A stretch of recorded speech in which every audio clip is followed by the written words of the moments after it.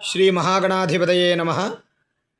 మే 16వ తారీఖు శనివారం, అమావాస్య, శని జయంతి.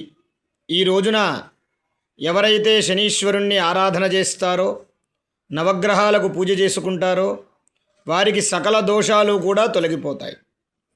శనీశ్వరుణ్ణి ఆరాధన చేయడం వల్ల కర్మఫలములు నివృత్తి అవుతాయి. జాతకరీత్యా దోషాలు లేకపోయినా సరే కష్టాలు అనుభవించే వాళ్ళు చాలామంది ఉంటారు, సమస్యలతో ఉన్నవాళ్ళు చాలామంది ఉంటారు.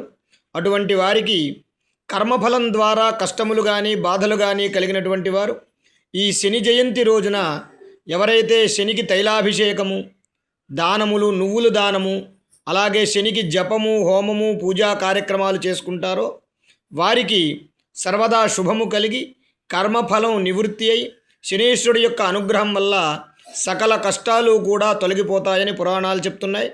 కావున మే 16వ తారీఖున వచ్చేటటువంటి శని జయంతి రోజున, శనివారం అమావాస్య, శని జయంతి రోజున చక్కగా శనీశ్వరుణ్ణి ఆరాధన చేసి అందరూ కూడా ఆయురారోగ్య అఖండ అష్టైశ్వర్యవంతులు కాగలరని కోరుతూ ఉన్నాం. స్వస్తి.